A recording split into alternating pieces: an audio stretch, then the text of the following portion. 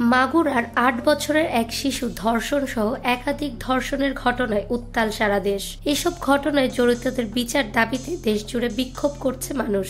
ধর্ষণের বিচার প্রকাশ্যে নিশ্চিত করার দাবিও উঠেছে। এমন পরিস্থিতিতে সরকার পক্ষ থেকে তড়িঘড়ি করে ধর্ষণ মামলার বিচার ও তদন্তের সময়সীমা কমিয়ে অর্ধেক করার ঘোষণা দেওয়া হয়েছে। তদন্তের সময় ৩০ দিনের স্থলে ১৫ দিন এবং বিচারের সময় ১৮০ দিনের স্থলে ৯০ দিন করতে আইন সংশোধন করা হচ্ছে বলে জানিয়েছেন আইন উপদেষ্টা ডক্টর আসিফ নজরুল। ধর্ষণ মামলার বিচারের বাস্তব চিত্র একেবারেই ভিন্ন।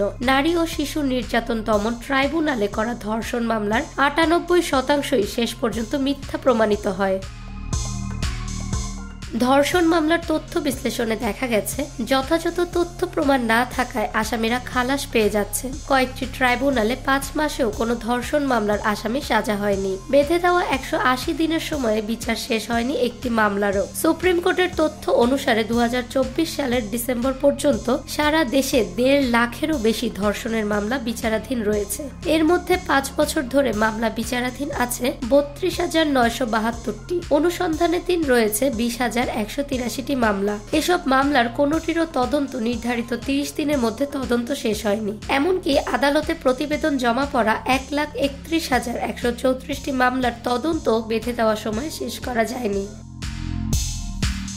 মামলার তদন্তের দীর্ঘসূত্রতার বর্তমান পরিস্থিতি বিবেচনায় নিলে ১৫ দিনের মধ্যে তদন্ত শেষ করার নির্দেশনা বাস্তবসম্মত কিনা এ প্রশ্নে স্বরাষ্ট্র মন্ত্রণালয়ের বিশেষ প্রসিকিউটোরিয়াল উপদেষ্টা অ্যাডভোকেট এহসানুল হক সমাজি বলেন, যারা ধর্ষণ মামলার তদন্ত করবেন তারা যেন শুধু ওই মামলার তদন্তে নিয়োজিত থাকেন। তা না হলে বিভিন্ন মামলার তদন্তের চাপে ধর্ষণ মামলার সঠিক সময়ে রিপোর্ট দেওয়া যায় না। তাই শুধু ধর্ষণ মামলার তদন্তের জন্য স্পেশালিস্ট এজেন্সি বা টিমকে নিয়োজিত করা উচিত। তাহলে ১৫ দিনে তদন্ত শেষ করা যাবে। এছাড়া ধর্ষণ মামলার তদন্তে বড় সমস্যা মেডিকেল রিপোর্ট দেরিতে আসে। এগুলো কিভাবে দ্রুত দেওয়া যায় সেদিকে নজর দিতে হবে। অধিকাংশ ধর্ষণ মামলায় খালাস ও বিচারে বিলম্বের বিষয়ে তিনি বলেন, অনেক সময় মিথ্যা মামলা করা হয়, পরে মীমাংসা করে নেওয়া হয়। বর্তমান সময় অনুযায়ী নারী ও শিশু নির্যাতন দমন আইন সংশোধন করা উচিত। এতে যারা দোষী তারা যেন দৃষ্টান্তমূলক শাস্তি পায়। অন্যদিকে মিথ্যা মামলা দিলে তার বিরুদ্ধে ব্যবস্থা নেওয়া প্রয়োজন। ফাহমিদা বিনতে আনোয়ার, নিরপেক্ষ নিউজ ডেস্ক, ঢাকা।